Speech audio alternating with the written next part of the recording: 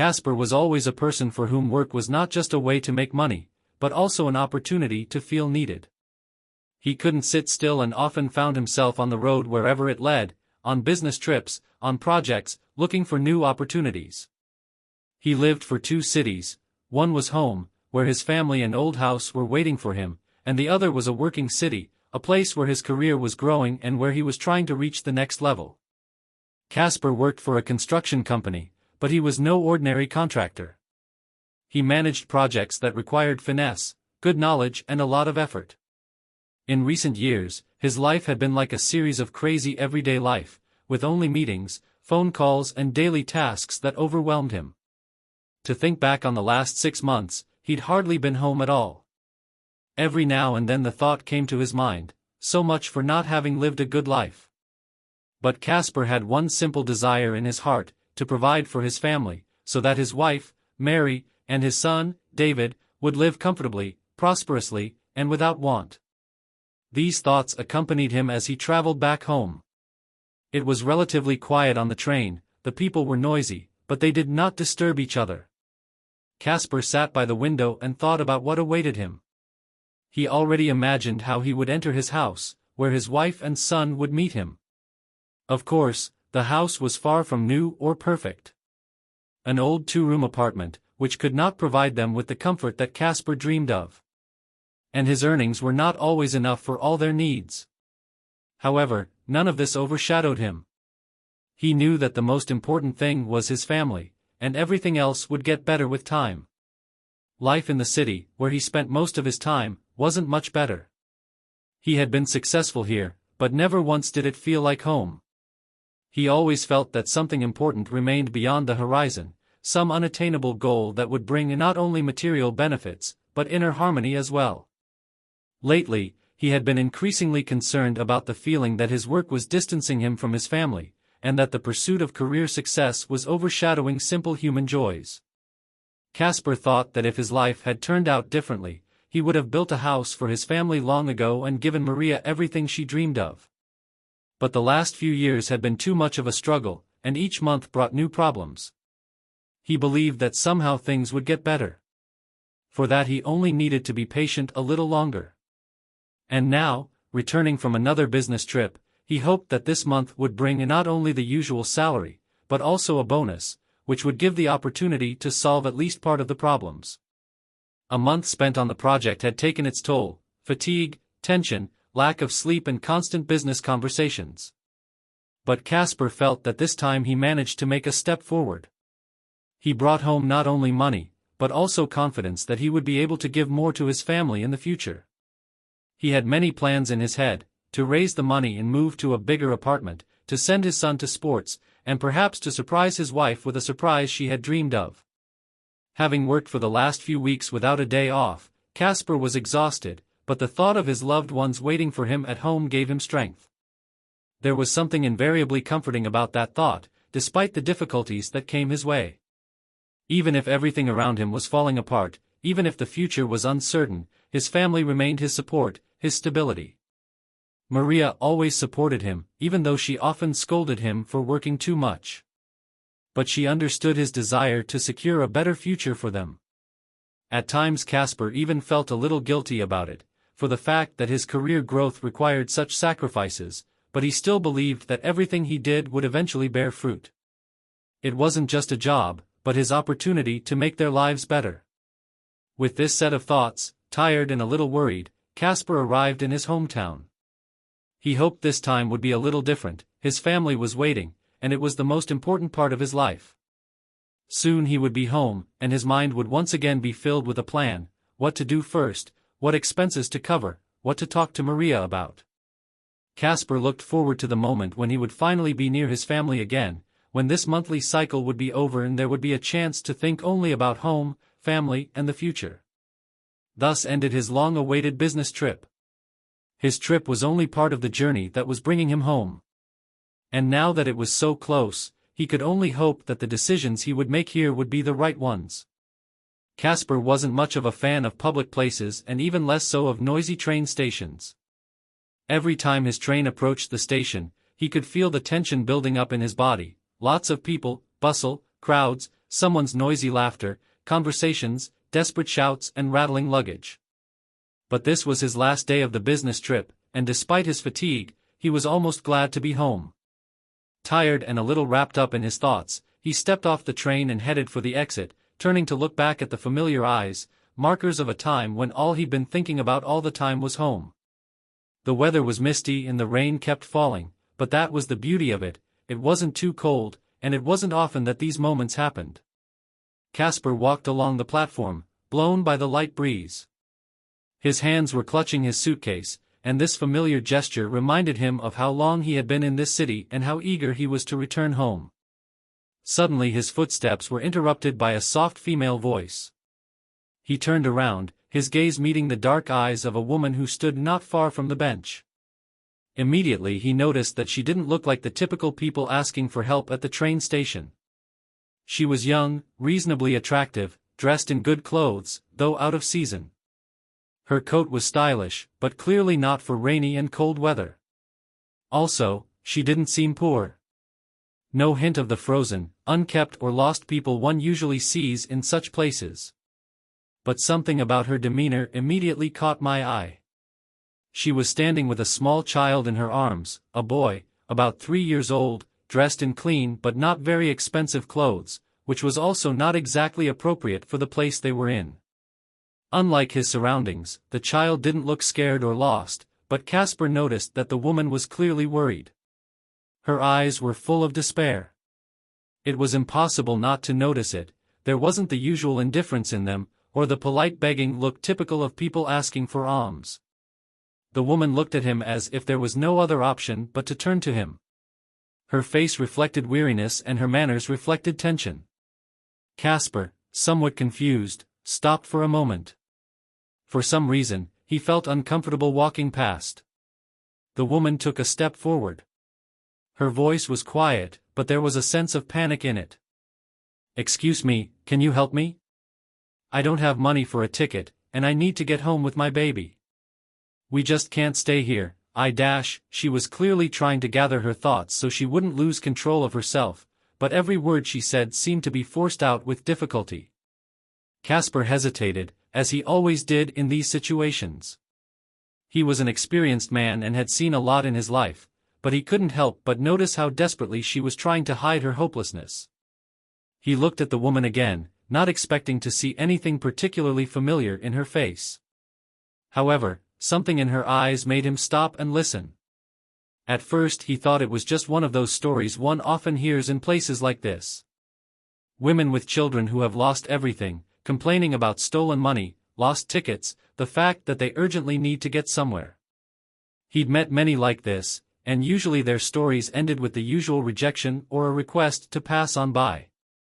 But something wasn't right in this case. The woman looked out of this world, not the kind of person that usually found herself in these situations. He continued to look at her. She was in full view of other people, and there was nothing unusual about her among the crowd. But her eyes, they spoke of the fact that she wasn't lying. That she really needed help. And that there weren't many people like her in this world. "I'll help," Casper said, not quite sure, but determined. There was no irritation or resentment in his voice. He didn't know why he had decided to help. Maybe it was because he just couldn't get past the human fear he encountered in her gaze. But it was important to him to help someone who was actually in trouble. The woman smiled slightly, but her smile wasn't one of joy. It was gratitude mixed with disbelief. She nodded and began to speak, calming down. "I need to get into town. Timur and I," she didn't finish her sentence and fell silent for a bit, as if this simple information was already too complicated to spell out. "Let's go," Casper said, feeling that it would be best to distract her from what she was going through. "There's a cafe nearby, let's get something hot to drink. I'm sure you're cold."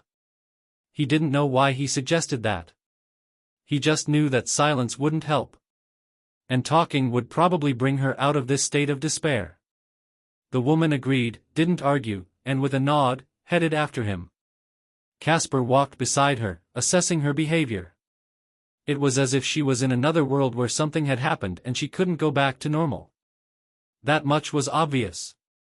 He could feel the anxiety rising in him that maybe this wasn't just an accident, but some kind of sign. But what exactly he should do, he didn't know yet. At the cafe they sat down at a table and the woman relaxed a little. With each word she became less tense. He ordered hot tea and something for himself. They began to talk, and Casper could feel this woman opening up more and more. Not right away, not right away. But she began to tell her story. It was the beginning of their meeting that would change his life forever. Casper noticed the woman throw anxious glances at the clock, at the windows several times, trying to figure out how much longer they would be sitting in this cafe. At first she was tense, subdued, but when they finally sat down at a table and started drinking hot drinks, it was clear that she had calmed down a bit. She sat across from him, occasionally glancing at her son, who was flirting with the small toys she had brought with her. Still her face remained serious, her eyes tired, as if she had been going through this storm of events alone, and the help Casper had offered her seemed new to her. Casper didn't know what had pushed him to this step. He had met many people in his life, but the woman with the child at the train station and the look in her eyes was something else. He felt that he couldn't just walk by. He had to help. "Have you been here long?" he began cautiously. "Money problems?" She was silent for a few seconds, then nodded, but her gaze was so intense that it sounded more like an excuse than the truth. Like she wasn't ready to admit her trouble. "I'm recently arrived in the city," she began, picking her words. "With my husband, we had a good life, but everything fell apart." Casper did not interrupt. He felt it was up to her to continue if she wanted to. The woman didn't immediately continue, but soon, when the conversation turned to her past, she began to open up. "My husband and I were once happy. He was a successful man, I was young and probably didn't realize how happy I was. We had a young son, everything was great. But then I didn't notice something went wrong. He was working all the time. I saw him very seldom, I was more and more absorbed in myself, in my wants and needs. I began to miss the attention. I didn't know what to do about it." Casper listened without interrupting her story. He realized that she had experienced a moment when everything good gradually began to lose meaning. Everything she called happiness had become ordinary. The woman was silent, her eyes were dim, and she seemed to have lost a part of herself. Her story was a story of how much you can lose without noticing it. "I began to feel like my life had somehow shut down. I told him about it, he wouldn't hear me. I began to find solace on the internet, where I met an old acquaintance. We started corresponding, and then I decided I wanted to be with him. I didn't know what was going on, but it was like a rescue. I went to see him." Casper, not knowing what to say, just watched her. He saw her face contort with bitterness as she told him how she had decided to leave her husband. It wasn't just a betrayal, it was an escape from herself. She was willing to give up everything she had for something that seemed like salvation, when in fact there was no salvation there. "And then what?" Casper asked. She sighed, looking at her son again. "I arrived, and it wasn't what I'd imagined it to be. There wasn't the warmth I was looking for. We lived with his mother. I couldn't live with that. It wasn't what I'd imagined. It wasn't a home, it was more of a place where I was just let in. There was no love or care, just cold stares. My son was crying, he was lost. I felt like none of this was right." Her eyes darkened as she remembered again what she had left behind. She had been willing to believe in false happiness, and now she realized it had all been in vain. The man she had left her for had never become a support for her. She was lonely wherever she was. "I tried to talk to him," she continued, not meeting Casper's gaze. "But all he said was that I had to work, that I needed help in his house. I began to feel useless. My son, Timur, was only suffering. Me, on the other hand, I couldn't afford to stay there." She fell silent, and Casper felt how much her words affected him. He saw before him a woman who was disappointed in her choices, who was following a dream, not realizing that she was actually walking away from the real problem she needed to solve. The woman wasn't angry, she was just lost. "I'm gone," she finally said. "I left. Didn't know what I was going to do. But I couldn't stay. I chose this. And now I don't know where to go." Casper didn't say anything. He knew she needed more than just money for a ticket. Her problems weren't solved by buying a fare. He could feel her loneliness and lostness transferring to him. He couldn't just leave her in this situation, but he didn't know how to help either. "Do you want to go home?" he asked. She nodded, but her gaze was full of doubt. She wasn't sure that she would be forgiven, that she herself would be capable of starting over. There was too much pain and distrust in her eyes. Casper realized that maybe she wasn't ready to go home. But the decision to help her was the right one. "I'll help you," he said, not knowing exactly how, but he was sure it had to be done. He knew he couldn't just give the money and walk away. This woman needed something more. It wasn't just help, it was a step toward putting faith back in people, to show that it was always possible to start over. But how? That remained a question that had not yet been answered. Casper invited her to the inn, promising her that she could get some rest. He didn't know what else could be done, but he felt that this was only the beginning of the journey. There was something important about this decision, something that would change his life, but he couldn't yet figure out exactly how. When they got back to the hotel, Casper noticed how the woman, leaving behind the noise of the train station and the hustle and bustle of the streets, finally relaxed a little.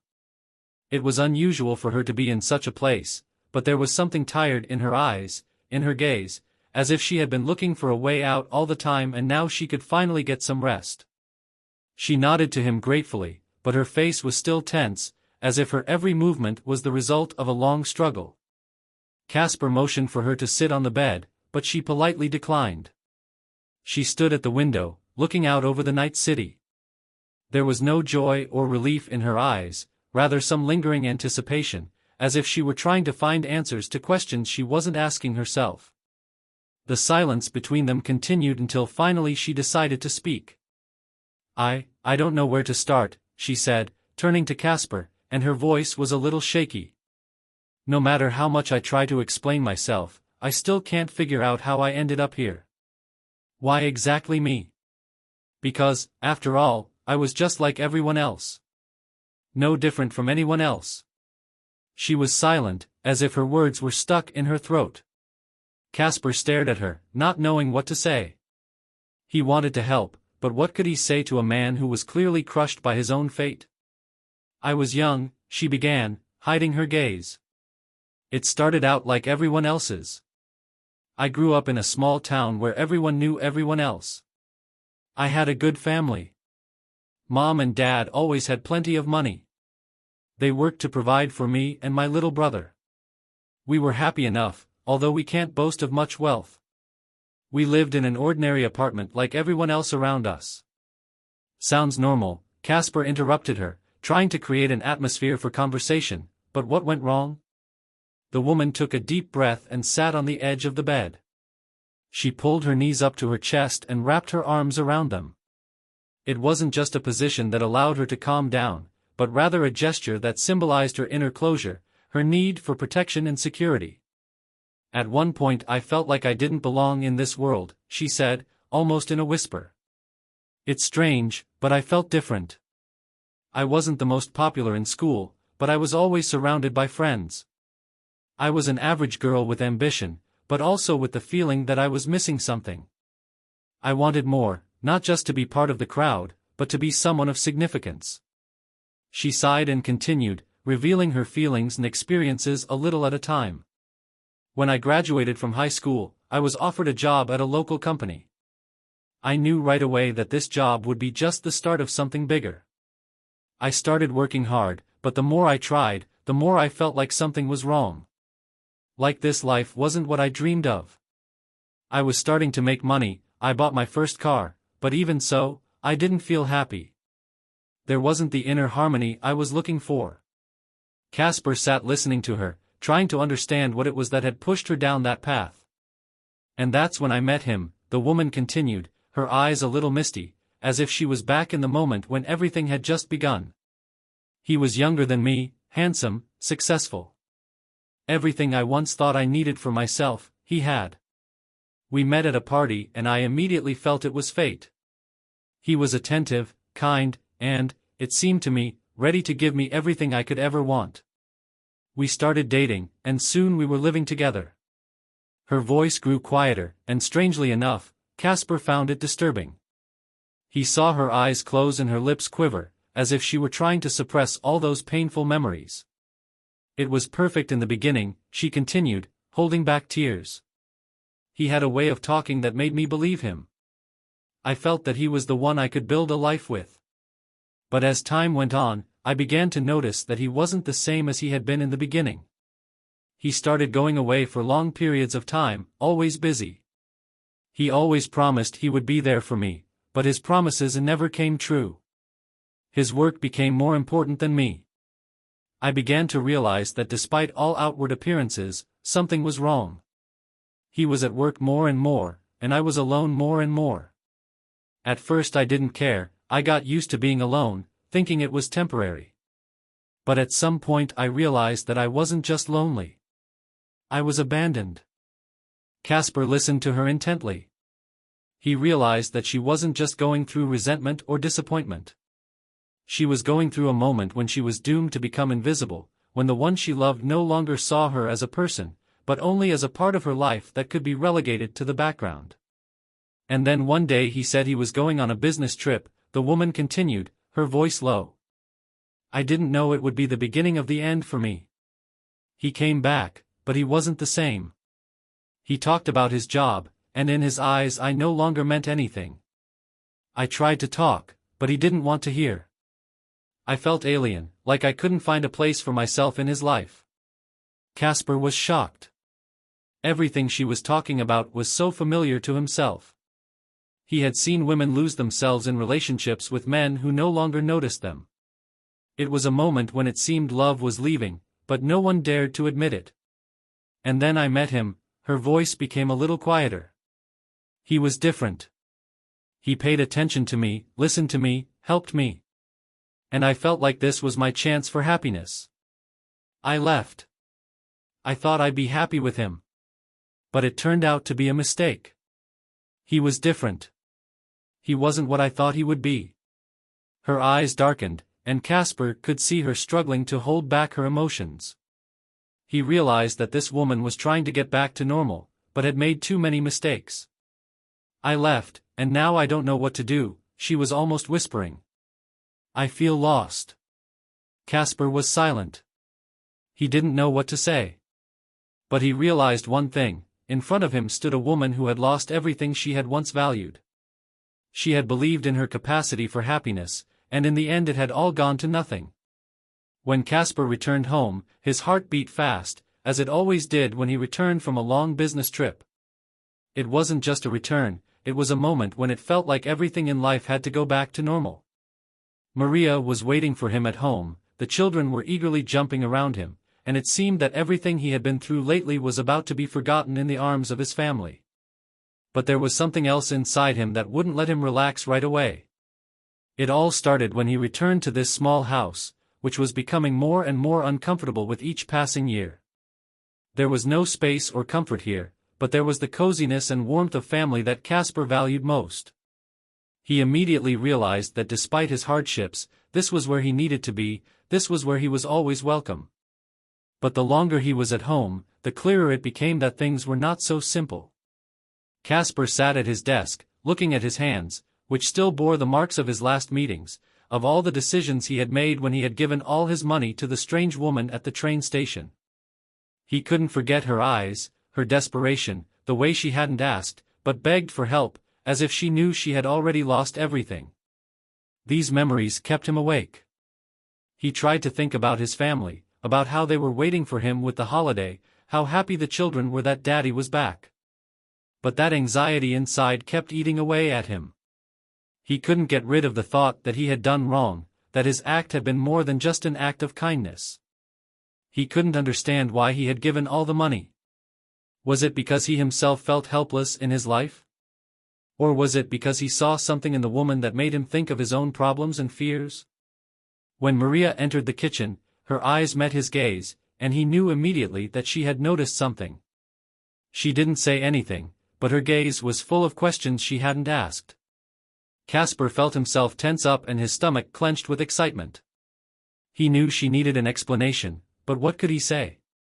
"You came home," Maria said with a smile, but there was a strange note in her voice. "Didn't you bring anything again?" He was silent, and her smile began to fade. "You promised," she continued, looking him over, but unable to hide her disappointment. "All right, don't say anything. Just tell me you spent all the money on your next charity." At first he didn't know how to answer. It wasn't what he expected to hear. Maria had always been kind and tolerant, but now there was more chagrin in her voice than her usual concern.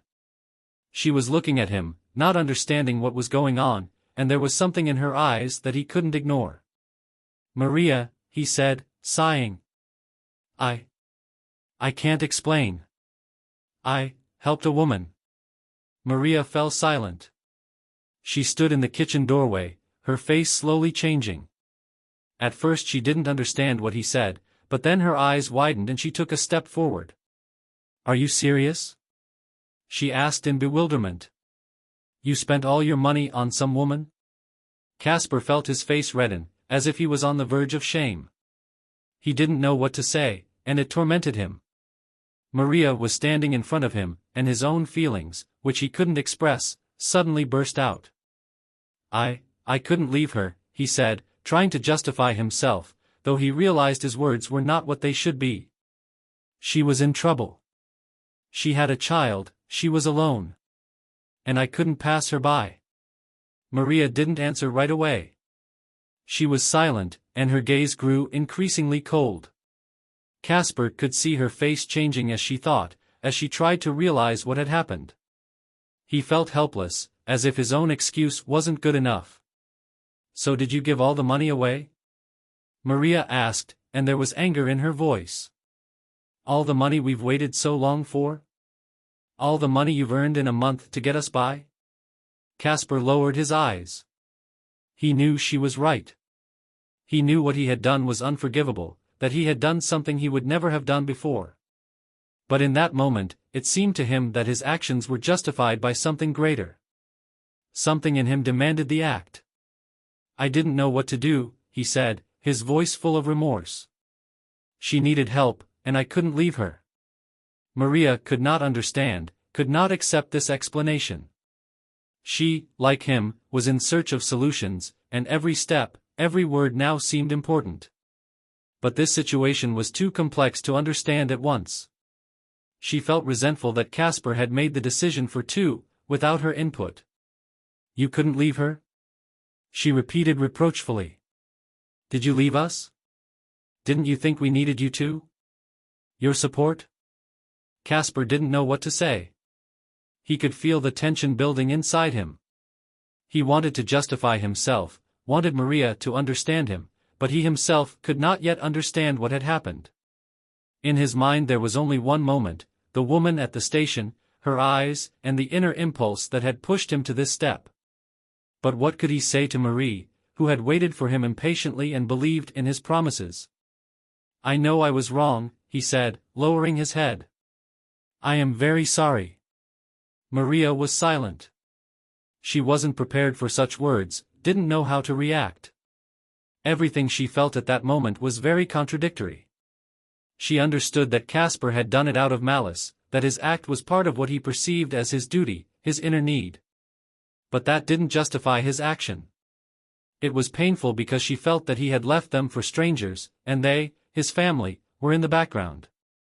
"I don't know how you could do this," she said quietly, almost with despair. "Did you think about us? Did you even think about what we're going to do now? My children and I are living in poverty, and you've given everything to a strange woman." Those words struck him. They were not just a rebuke, they were a cry of pain that Casper felt with all his being. He knew what he had done was wrong, but now it was hard for him to find the words to explain his feelings, to justify what he had done. I didn't know what to do, he repeated, but his voice was quiet and full of regret. I just couldn't leave her. Maria was silent again. There was disappointment in her eyes, but also pain she couldn't hide. She stared at him, and Casper realized that this moment was going to be difficult. This wasn't just a fight, this was a moment where their relationship could change. As Casper tried to explain his action to Marie as they sat at the kitchen table, his thoughts kept returning to that woman at the train station. He couldn't push away the feeling that this incident was more than just a chance encounter. She needed help, and perhaps it was at that moment that his inner duty and desire to help became more important than any material concerns. But now, coming home and facing Maria's painful reaction, he realized he couldn't just leave it at that. He had made a mistake. And Maria was right, she and the children needed his support too, and his duty was to his family, not random people. But soon, as it sometimes happens in life, the situation began to develop unexpectedly. Casper did not even have time to fully realize how his words sobered Maria, as there was a sudden knock on the door. Who is it? Maria looked up when the sound of knocking on the door interrupted their conversation. Casper was a little confused. He wasn't expecting anyone, and it was probably too late for someone to come into their house uninvited. However, there were two men standing on the doorstep. One was older, in a strict suit, with gray hair, and the other, his bodyguard or assistant, stood nearby, as if waiting for a command. Maria and Casper looked at each other. This was an unexpected visit. Good evening, the older man said, stepping into the house as Casper and Maria opened the door.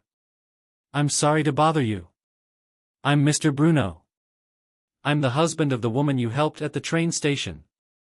Casper froze in place.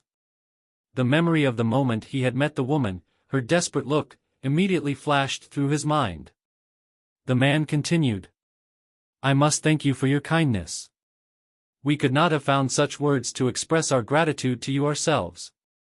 Maria looked at her husband in surprise, not realizing what was happening. Casper tried to pull himself together. There was a special look in the man's eyes, he did not look like an ordinary person who came to thank for help. There was something important about him that immediately caught his attention. I thank you for helping my wife. She was really in a difficult situation, and you not only helped her, but gave her a chance to recover. I couldn't let that go unnoticed. We were worried about how she would cope too, and I decided I just couldn't let such an act of kindness go unheeded. Casper was stunned. He didn't know what to say. This was the woman he had helped. And now her husband had come to his house to thank him. But what was even more amazing was that he was standing there as if he knew what was going to happen next. Mr. Bruno continued, and his words suddenly brought Casper out of his state of confusion. We were all worried about Christina, but after you helped her, I began to realize that her life could change. And I want you to know that what she did was not what you might consider a mistake. It was important for her to see that there are people out there who are willing to lend a helping hand. And I couldn't forgive myself either, if I didn't thank you for doing that. For this kindness we are willing to do something important for you.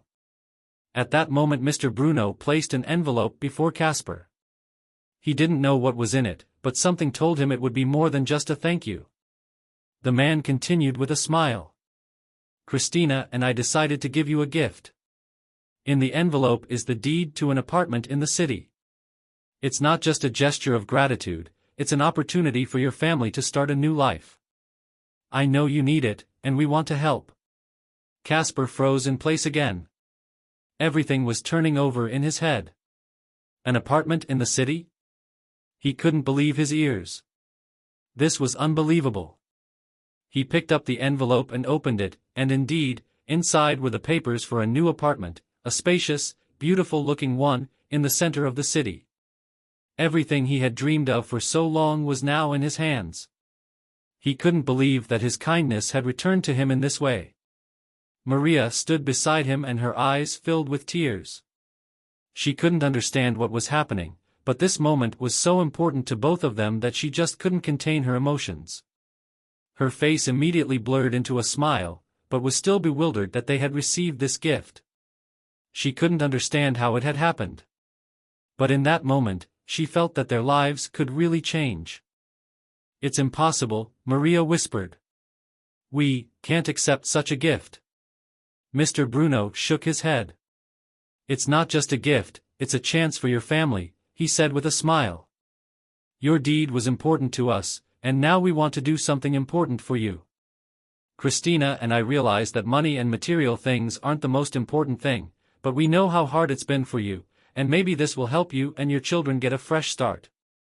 Casper felt his heart fill with incredible gratitude and, at the same time, a huge sense of shame. He was unprepared for this turn. He wanted to say something, but the words wouldn't come. "Thank you," he said at last. "I don't know how to express my gratitude. You don't know how much it means to us." Mr. Bruno stood up and patted Casper on the shoulder. "Good things always come back," he said. "Sometimes even to those who didn't expect it." When the guests left, Casper and Maria were left in silence. They could not immediately believe what had happened. But what had happened was a miracle. A chance for a new life, a new home, a new opportunity had appeared in their lives. It wasn't just material wealth. It was a recognition that kindness and help always comes back. At a time when they were going through difficulties, when it seemed that nothing would work out, the world gave them this amazing gift. That day was the beginning of a new chapter in their lives. And although there were still many challenges ahead, they knew that with this gift, with this chance, they would be able to overcome any problems. It was the turning point that changed everything, the moment when goodness returns. A few weeks later, Casper and Maria's lives changed. A new home they couldn't even dream of became their reality. They moved into a spacious apartment in the center of the city, and despite all his fears and misgivings, Casper felt that it was not just luck, but the result of the fact that he and Maria had always supported each other despite all the difficulties. The house was bright and cozy. The children ran happily about the new rooms, having little adventures in every corner. Maria, looking after them, could finally feel relief. Their lives had meaning again, and she stopped thinking about how to make ends meet. They could afford to dream, not just struggle to survive. Casper often sat on the balcony, looking out at the cityscape, and thought about what had happened. He realized that every good deed he did didn't go unnoticed. His decision to help the stranger had had unexpected consequences, but those consequences had been a true miracle for him and his family. He no longer worried about losing everything because he realized that good things always come back, even if you don't expect them to. Every day he realized that the most important thing in life is not material prosperity, but love, support and mutual understanding. The moments he experienced gave him confidence in the future. He and Maria learned to appreciate each other even more, realizing that one should not lose faith in people and in goodness, even if life seems unfair. At one point, as they sat in their new home, surrounded by their children, celebrating their first family night in their new place, Maria said, "You know, I thought such miracles only happened in fairy tales. But now I believe that good things do come back. Everything we've been through has brought us here. And I'm proud that we went through it together." Casper smiled. He knew that now their family had found the harmony they had dreamed of. And it wasn't just gratitude for a new home. It was gratitude for believing in people and in themselves, for being able to make the right choice when they were faced with a moral dilemma. "Good will always come back," Casper said, and his words were not empty. It was a realization that even in the most difficult situations, when it seems like nothing will change, there is still a light at the end of the tunnel. Their lives had indeed changed, but not just because of their new home. The change was within them. They became stronger, wiser, and most importantly, they believed in goodness, which eventually came back to them. And that is a lesson they will never forget. Thank you for walking this journey with the characters in this story. I hope this story about the power of family, forgiveness, and new beginnings has inspired you and reminded you of the importance of support and love even in the most difficult times. If you enjoyed this story, don't forget to leave your impressions and comments. Your thoughts and feedback are very important and inspire new stories. Subscribe and give your like so you don't miss new stories. I apologize for any errors in the text. Thank you for your understanding and support.